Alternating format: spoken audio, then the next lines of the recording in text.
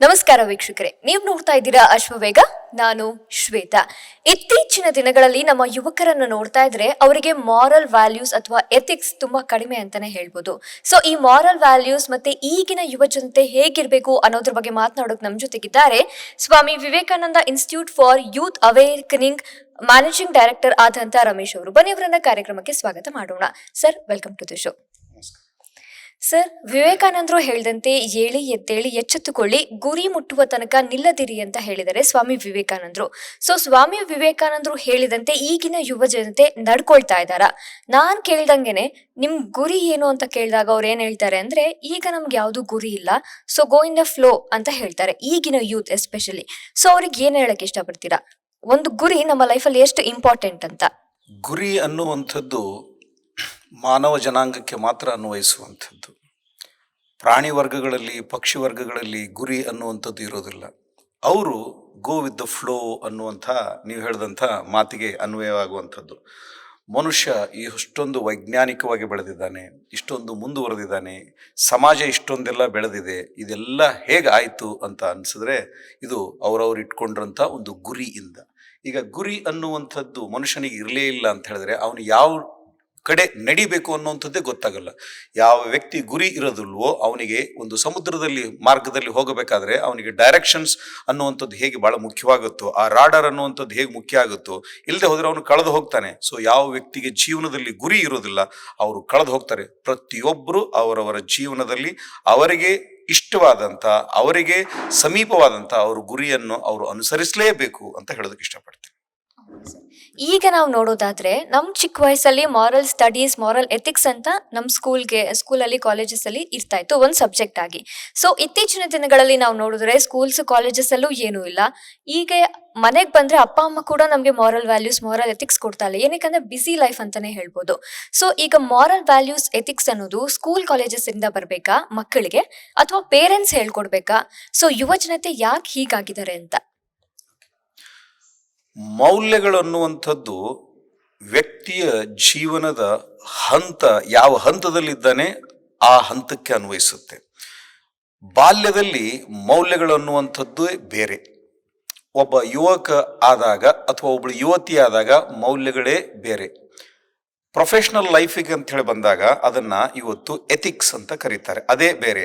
ಆದರೆ ಮನುಷ್ಯನ ಜೀವನದುದ್ದಕ್ಕೂ ಮೌಲ್ಯಗಳು ಅನ್ನುವಂಥದ್ದು ಅನಿವಾರ್ಯ. ಯಾಕಂದ್ರೆ ಈ ಮೌಲ್ಯಗಳಿಂದ ಮನುಷ್ಯನಲ್ಲಿ ಸಂಸ್ಕಾರ ನಿರ್ಮಾಣವಾಗುತ್ತೆ, ಕಲ್ಚರ್ ಅನ್ನುವಂಥದ್ದು ನಿರ್ಮಾಣ ಆಗುತ್ತೆ. ವಿವೇಕಾನಂದರು ಹೇಳ್ತಾರೆ, it is the culture which can withstand in life, not the mass of the knowledge ಅಂತ ಹೇಳ್ತಾರೆ. ಸೊ ಮನುಷ್ಯನ ಜೀವನದಲ್ಲಿ ಸಂಘರ್ಷಗಳು ಬಂದಾಗ ಆ ವ್ಯಕ್ತಿ ಬದುಕೋದಕ್ಕೆ ಏನು ಸಹಾಯಕ್ಕೆ ಬರುತ್ತೆ ಅಂದರೆ ಆ ವ್ಯಕ್ತಿಯಲ್ಲಿ ಇರುವಂಥ ಒಂದು ಸಂಸ್ಕಾರ ಬಲವೇ ವಿನಃ ಕೇವಲ ಪುಸ್ತಕದ ಜ್ಞಾನ ಅಲ್ಲ.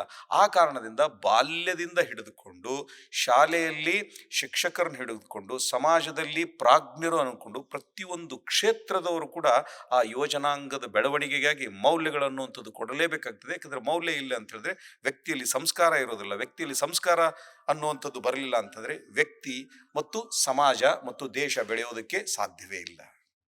ಈಗಿನ ಯುವ ಜನಾಂಗ ನಿಮ್ಮ ಪ್ರಕಾರ ಹೇಗಿದ್ದಾರೆ, ಹೇಗಿರ್ಬೇಕಾಗಿತ್ತು, ಹೇಗಿರಬೇಕು? ಈಗಿನ ಯುವ ಜನಾಂಗ ಒಂದು ವೇಗದಲ್ಲಿದ್ದಾರೆ, ನಮ್ಮ ನಿರೀಕ್ಷೆಗೂ ಮೀರಿದ ವೇಗದಲ್ಲಿದ್ದಾರೆ. And they are very intelligent generation. ಈಗ ಅವರು ಹಳೆಯ ಕಾಲದ ಥರ ಹೇಳಿರೋದನ್ನೆಲ್ಲ ನಂಬೋದಿಲ್ಲ. ಅವರು ವೈಜ್ಞಾನಿಕವಾಗಿರೋದ್ರಿಂದ ಪ್ರತಿಯೊಂದು ಅವರು ಪರೀಕ್ಷೆ ಮಾಡಿ ನೋಡ್ತಾರೆ. ಹೀಗಾಗಿ ನಮ್ಮ ಯುವಜನಾಂಗ ಮೌಲ್ಯಗಳು ಬೇಡ ಅಂತ ಇಲ್ಲ, ಆದರೆ ಅವರಿಗೆ ಮನವರಿಕೆ ಆಗುವಂಥ ರೀತಿಯಲ್ಲಿ ಹೇಳುವಂಥ ಒಂದು ಕೌಶಲತೆ ಮತ್ತು ಬದಲಾವಣೆ ಹೇಳ್ಕೊಡೋರಲ್ಲಿ ಕೂಡ ಬೇಕಾಗ್ತದೆ.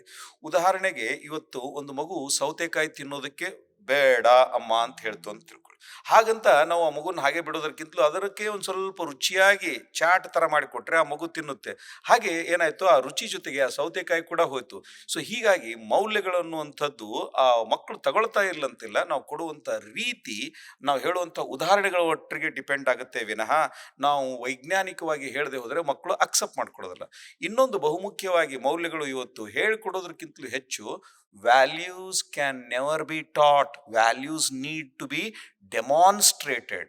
ಒಂದು ಉದಾಹರಣೆ ಹೇಳ್ತೇನೆ. ನಾನೊಂದು ರಾಮಕೃಷ್ಣ ಆಶ್ರಮದಲ್ಲಿ ಹೋದಾಗ ಒಬ್ಬ ಪೋಷಕ ತನ್ನ 2 ವರ್ಷದ ಮಗನನ್ನು ಸ್ವಾಮಿಗಳಿಗೆ ನಮಸ್ಕಾರ ಮಾಡು ಅಂತ ಹೇಳ್ತಾ ಇದ್ದ. ಆವಾಗ ಸ್ವಾಮೀಜಿಯವರು ಏನು ಮಾಡಿದ್ರು ಅಂದರೆ, 1 ನಿಮಿಷ ನೀವು ಬಂದು ನಮಸ್ಕಾರ ಮಾಡಿ ಅಂತ ಹೇಳಿದ್ರು.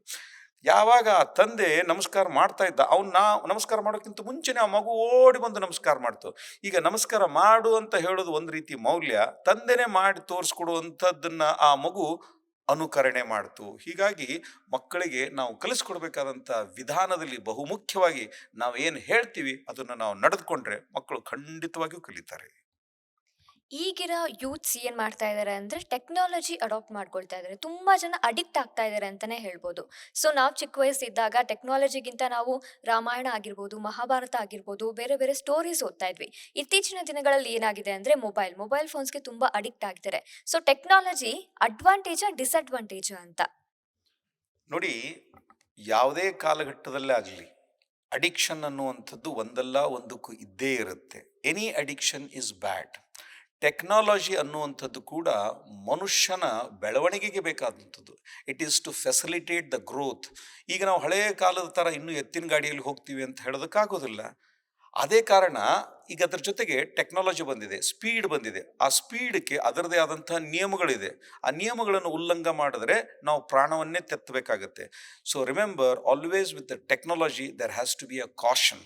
ಸೊ ಈ ಮಕ್ಕಳಿಗೆ ಮೊಬೈಲನ್ನು ಬಳಸಬೇಡ ಅಂತ ಹೇಳೋದಕ್ಕಿಂತಲೂ ಮೊಬೈಲನ್ನು ಸದ್ಬಳಕೆ ಹೇಗೆ ಮಾಡಿಕೊಡ್ಬೇಕು ಅಂತ ಹೇಳ್ಕೊಡ್ಬೇಕು, ಅದರ ಪರಿಣಾಮ ಮತ್ತು ಅದರ ದುಷ್ಪರಿಣಾಮ ಎಷ್ಟು ಅಂತ ಹೇಳ್ಕೊಡ್ಬೇಕು. ಆ ಹೇಳ್ಕೊಡೋದ್ರೊಟ್ಟಿಗೆ ಪಾಲಕರು, ಪೋಷಕರಾದವರು ಕೂಡ ಮೊಬೈಲ್ ತಾವು ಮನೆಗೆ ಬಂದ ಮೇಲೆ ಹೇಗೆ ಬಳಸ್ತಾರೆ. ಇವತ್ತು ದೊಡ್ಡವರೇ ಮೊಬೈಲನ್ನು ಅತಿ ಹೆಚ್ಚಾಗಿ ಬಳಸಿ ಮಕ್ಕಳಿಗೆ ನೀವು ಬಳಸಬೇಡಿ ಅಂತ ಹೇಳಿದ್ರೆ ತಪ್ಪಾಗತ್ತೆ. ಆ ಕಾರಣದಿಂದ ಮಕ್ಕಳಿಗೆ ನಾವು ಬಾಲ್ಯದಿಂದಲೂ ಎಷ್ಟು ಆ ಮೊಬೈಲಿದ್ದ ಅವಶ್ಯಕತೆ ಇದೆ ಅಷ್ಟು ಖಂಡಿತವಾಗಿ ಕೊಡಬೇಕಾಗುತ್ತೆ. ಮೊಬೈಲ್ ಇಲ್ಲದೆ ಇವತ್ತು ಬದುಕೋದಕ್ಕಾಗೋದಿಲ್ಲ. ಅದರದ್ದು ಹೇಗೆ ಬಳಸಬೇಕು ಅನ್ನುವಂಥದ್ದು ಉಪಾಯದ ರೀತಿಯಲ್ಲಿ ಪೋಷಕರು ಹೇಳಿಕೊಟ್ರೆ ಮಕ್ಕಳು ಖಂಡಿತವಾಗಿಯೂ ಕಲಿತಾರೆ. ಮತ್ತು ಅದು ಎಷ್ಟು ಬಾಲ್ಯದಲ್ಲಿ ನಾವು ಕಲಿಸ್ಕೊಡ್ತೀವಿ ಅವರು ಅದನ್ನು ಅಷ್ಟು ತೆಗೆದುಕೊಳ್ಳೋದಕ್ಕೆ ಸಾಧ್ಯ ಆಗುತ್ತೆ. ಈಗ ಯೂತ್ಸ್ ಏನ್ ಮಾಡ್ತಾ ಇದ್ದಾರೆ ಅಂದ್ರೆ ಸಕ್ಸಸ್ ಬೆನ್ ಹತ್ತು ಹೋಗ್ತಾ ಇದ್ದಾರೆ. ಒಂದರಲ್ಲಿ ಎಡವಿ ಒಂದರಲ್ಲಿ ಫೇಲ್ಯೂರ್ ಆದ್ರೂ ಕೂಡ ಸೂಸೈಡ್ ಅಟೆಂಪ್ಟ್ ಮಾಡೋ ಒಂದು ಸ್ಥಿತಿಗೆ ಬಂದ್ಬಿಟ್ಟಿದ್ದಾರೆ. ಸೊ ಕಾನ್ಸಂಟ್ರೇಷನ್ ಲ್ಯಾಕ್ ಆಗ್ತಾ ಇದೆಯಾ, ಅಥವಾ ನನಗೆ ಸಕ್ಸಸ್ ಬಂದ್ರೇನೆ ನನ್ನ ಜೀವನ, ಫೇಲ್ಯೂರ್ ಬಂದ್ರೆ ನನ್ನ ಜೀವನ ಕಳ್ಕೊಳ್ಬೇಕು ಅಂತ ಅನ್ಕೊಳ್ತಾ ಇದ್ದಾರಾ? ಇಂಥವ್ರಿಗೆ ಏನ್ ಹೇಳಕ್ ಇಷ್ಟಪಡ್ತೀರಾ ಅಂತ? ನೋಡಿ, ಶಿಕ್ಷಣ ಅಂದರೆ ಏನು ಅನ್ನುವಂಥದ್ದು ನಾವು ವಿವೇಕಾನಂದರಿಂದ ಪರಿಪೂರ್ಣವಾಗಿ ತಿಳಿದುಕೊಳ್ಳುವಷ್ಟು ಇನ್ನಿತರ ಯಾವ ವ್ಯಕ್ತಿಯಿಂದೂ ತಿಳಿದುಕೊಳ್ಳೋದಕ್ಕೆ ಸಾಧ್ಯ ಇಲ್ಲ. ಯಾಕೆ ಅಂತ ಹೇಳಿದ್ರೆ, ಇವತ್ತು UNESCO has announced Swami Vivekananda as one of the world renowned educationist. But unfortunately ನಮ್ಮ ದೇಶದಲ್ಲಿ ಸೆಕ್ಯುಲರಿಸಮ್ ಹೆಸರಿನಲ್ಲಿ ಈ ಸಂತರು, ಈ ಮಹಾಂತರು ಇವರು ಹೇಳಿರುವಂಥ ಅದ್ಭುತ ಪಾಠಗಳು ಇವತ್ತು ನಮ್ಮ ಪಠ್ಯಕ್ರಮದಲ್ಲಿ ಇಲ್ಲ. ವಿವೇಕಾನಂದರು ಹೇಳ್ತಾರೆ, education is an education if it can equip the common masses to face the challenges of the life. ಅಂದರೆ ಮನುಷ್ಯನ ಜೀವನದಲ್ಲಿ ಬರುವಂಥ ಸಂಘರ್ಷಗಳನ್ನು ಎದುರಿಸುವಂಥ ಸಾಮರ್ಥ್ಯ ಇದ್ದರೆ ಮಾತ್ರ ಶಿಕ್ಷಣ. ಒಬ್ಬ ವಿದ್ಯಾರ್ಥಿ ಪರೀಕ್ಷೆಯಲ್ಲಿ ಕಡಿಮೆ ಮಾರ್ಕ್ಸ್ ತಗೊಂಡ್ರೆ ಅವನು ನಾನು ಯಾಕೆ ಕಡಿಮೆ ತಗೊಂಡೆ, ನಾನು ಇನ್ನೂ ಹೆಚ್ಚಿನ ಪರಿಶ್ರಮ ಹಾಕಬೇಕಾಗಿತ್ತು, ನಾನು ಇನ್ನೂ ಹೆಚ್ಚು ಚೆನ್ನಾಗಿ ಓದ್ಕೊಳ್ಬೇಕಾಗಿತ್ತು ಅಂತ ತಿಳಿದುಕೊಂಡ್ರೆ ಆ failure will become a stepping stone for his success. ಅದರ ಬದಲಾಗಿ ಅವನು ಹತಾಶನಾದರೆ ಅದು ಸರಿಯಲ್ಲ. ಆ ಕಾರಣಕ್ಕೋಸ್ಕರ ಮಕ್ಕಳು ಎಡವಿದಾಗ, ವಿದ್ಯಾರ್ಥಿಗಳು ಎಡವಿದಾಗ ಪೋಷಕರು, ಶಿಕ್ಷಕರು, ಹಿರಿಯರು ಆ ಮಕ್ಕಳಿಗೆ ಯಾವ ಕಾರಣದಿಂದ ನೀನು ವಿಫಲನಾದೆ ಆ ಕಾರಣವನ್ನು ಹುಡುಕು. ಅದಾಗದೇ ಇರುವ ಹಾಗೆ, ಅದು ಮರುಕಳಿಸದೇ ಇರುವ ಹಾಗೆ ನೀನು ಮತ್ತೆ ನೋಡಿಕೊಂಡ್ರೆ ಇದೇ ಫೇಲ್ಯೂರ್ ನಿನಗೆ ಸಕ್ಸಸ್ಗೆ ಕಾರಣ ಆಗುತ್ತೆ. ಅದರ ಹಿಂದಿರುವಂಥ ಒಂದು ವೈಜ್ಞಾನಿಕ ಅಪ್ರೋಚನ್ನು ನಾವು ಮಕ್ಕಳಿಗೆ ತಿಳಿಸ್ಕೊಡ್ಬೇಕಾಗ್ತದೆ. ಇತ್ತೀಚಿನ ದಿನಗಳಲ್ಲಿ ನಾವೇನಾದ್ರೂ ಮಕ್ಕಳಿಗೆ ಅಡಾಪ್ಟ್ ಮಾಡ್ಕೋ, ನೀನು ಒಳ್ಳೆ ಬುದ್ಧಿ ಕಲಿ, ಅಥವಾ ಯಾವುದೋ ಒಂದು ಪುಸ್ತಕ ಓದು ಅಂತಾಗ ವೈ ಅನ್ನೋ ಒಂದು ಕ್ವಶನ್ ಬರುತ್ತೆ. ಸೊ ಸ್ವಾಮಿ ವಿವೇಕಾನಂದ ಪುಸ್ತಕವನ್ನ ಕೊಟ್ಟು ನೀವು ಓದು ಅಂತ ಹೇಳಿದಾಗ ನಾನು ಏನಕ್ಕೆ ಓದ್ಬೇಕು ಅಂತ ಬರುತ್ತೆ. ಸೊ ಸ್ವಾಮಿ ವಿವೇಕಾನಂದ ಅವ್ರನ್ನ ನಾವು ಯಾಕೆ ಓದ್ಬೇಕು? ಬಹಳ ಅದ್ಭುತವಾದಂಥ ಒಂದು ಪ್ರಶ್ನೆ. ಯಾಕೆಂದರೆ ಈ ಪ್ರಶ್ನೆ ನಾನು ಕೂಡ ಇದನ್ನ ನನ್ನ ಮನಸ್ಸಿನಲ್ಲಿ ಮಾತ್ರ ಇರೋದಲ್ಲದೆ ನನ್ನ ಪರಮಪೂಜ್ಯ ಗುರುಗಳಾದಂಥ ಪುರುಷೋತ್ತಮಾನಂದ ಸ್ವಾಮೀಜಿಗೆ ಈ ಪ್ರಶ್ನೆಯನ್ನು ಕೇಳಿದೆ. ಅವರು ನನ್ನನ್ನು ಎಲ್ಲಿ ನೋಡಿದಾಗಲೂ ವಿವೇಕಾನಂದರನ್ನು ಓದ್ಕೋ, ವಿವೇಕಾನಂದರನ್ನು ಓದ್ಕೋ, ವಿವೇಕಾನಂದರನ್ನು ಓದ್ಕೋ ಅಂತ ಹೇಳ್ತಾ ಇದ್ರು. ಏನು ಸ್ವಾಮೀಜಿ, ಎಲ್ಲಿ ನೋಡಿದ್ರು ಯಾವಾಗ ಸಿಕ್ಕರು ಬರೀ ವಿವೇಕಾನಂದರನ್ನು ಓದ್ಕೋ, ವಿವೇಕಾನಂದರನ್ನು ಓದ್ಕೋ ಅಂತ ಹೇಳ್ತೀರ, ಬೇರೆ ಕೆಲಸ ಇಲ್ವಾ ನನಗೆ, ಯಾತಕ್ಕೆ ಓದ್ಕೋಬೇಕು ಅಂತ ಕೇಳಿದಾಗ, ನೋಡೋ, ವಿವೇಕಾನಂದರನ್ನ ಓದಿಕೊಳ್ಳುವುದರಿಂದ ಈ ದೇಶಕ್ಕೆ ಒಬ್ಬ ಮೂರ್ಖನ ಸಂಖ್ಯೆ ಕಡಿಮೆ ಆಗುತ್ತೆ. ನೀನು ಮೂರ್ಖನಾಗೋದಕ್ಕೆ ಇಷ್ಟಪಡ್ತೀಯಾ? ಇಲ್ಲ, ಹಾಗಿದ್ರೆ ವಿವೇಕಾನಂದರನ್ನು ಓದ್ಕೋ. ಒಂದನೇದು. ಎರಡನೇದ್ದು ಏನು ಹೇಳಿದ್ರು ಅಂದರೆ, ವಿವೇಕಾನಂದರನ್ನ ಓದಿಕೊಂಡಂಥ ಒಬ್ಬ ವ್ಯಕ್ತಿ ಅವನೊಬ್ಬ ವ್ಯಕ್ತಿಯಾಗಿ ಉಳಿಯೋದಿಲ್ಲ, ಅವನೊಬ್ಬ ಶಕ್ತಿ ಆಗ್ತಾನೆ.